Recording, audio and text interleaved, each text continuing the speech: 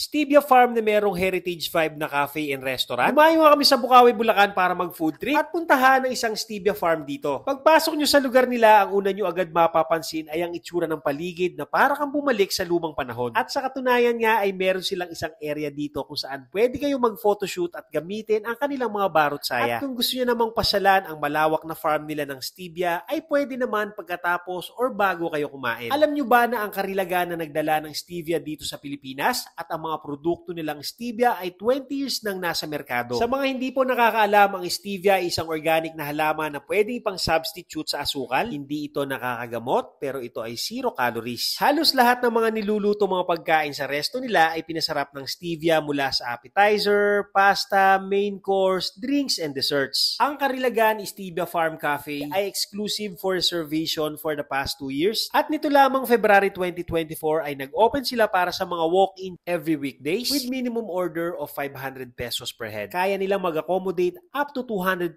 packs dito sa Karilagan Cafe, 100 packs sa common dining area, 40 packs sa kubo at 75 packs naman sa bahay na bato. At good news pala dahil pwede kayong maka-discount ng 5,000 to 10,000 pesos kung magre-rent kayo ng bahay na bato para sa espesyal na okasyon nyo. Sabihin nyo lang na napanood nyo ang vlog na to kay Kuya Paul C. FYI pala, meron sila dito malaking pavilion na pwede nyong i-rent kung meron kayong malakihang okasyon. Available din sa kanila ang mini buffet na good for 15 to 20 packs for only 15,000 pesos. Ilan sa mga natikman kong pagkain dito ay ang Karilagan Bagnet na masarap ang pagkakaluto at lasang-lasa ang mani. Natikman ko rin ang kanilang kalderetang baka, papaitang kambing, tinamis na nagustuhan ko rin dahil hindi malansa ang pagkakaluto. Meron din sila ditong sinigang na salmon sa miso, pork sisig, crispy pata, malunggay pesto pasta, pansit marilag na nagustuhan ko rin dahil hindi malabsa ang pagkakaluto. Mayroon din silang mga inihaw sa bilao na kung tawagin naman nila ay kamayan sa Karilagan. Available din sa kanila ang Stevia Farm Salad. Medyo bago sa akin to dahil Stevia ang nakalagay dito. Isa din sa mga nagustuhan ko itong relleno bangus. At ang pinakatumatak talaga sa akin dito ay yung kanilang tinolang Tagalog na manok. Ganito kasi yung luto ng mga lolo't lola natin sa mga bukid sa Bulacan. Sinasama nila yung dugo ng manok na pinutuyo sa bigas at hinalo sa tinola. Masarap, promise. Para naman sa desserts ay tinikman ko ang kanilang Stevia ice cream at churros tsokolate na perfect tandem. Na-enjoy ko rin to, promise. At para naman bumaba yung mga kinain ko, tinikman ko rin syempre yung kanilang tsokolateng batirol. Kapag gusto nyo namang masulit ang pagbisita nyo sa Karilagan, meron din sila ditong firing range na siguradong ma-enjoy ng mga mahihilig sa outdoor activity. At sa mga gusto namang bumili ng mga Stevia products, meron din sila ditong pasalubong store. Kapag pupunta kayo dito, mas okay na itawag or magpa-reserve muna kayo sa kanila dahil sa totoo lang, napakaraming kumakain dito. Open sila ng Tuesday to Sunday from 10 a.m. to 9 p.m. Matatagpuan sila sa Tambubong, Bukawi, Bulacan. Madali lang sila makita dahil searchable naman sila sa Waze app. Isa sa mga nagustuhan ko sa Karilagan Stevia Farm Cafe ay ang kanilang puso. Dahil bukod sa concern sila sa ating kalusugan, na pinararating nila sa pamamagitan ng kanilang mga Stevia products, ay tumutulong din sila sa pamamagitan ng kanilang Honesty Corner. Lahat ng mga mapagbebentahan nila dito kasama na ang mga bungang prutas at gulay ay tinutulong nila sa mga dialysis patients, cancer patients at mga scholars. Kaya suportahan natin yung mga ganitong klaseng negosyo. Sigurado kung may enjoy nyo ang Karilagan Stevia Farm Cafe. O paano mga tet kuya?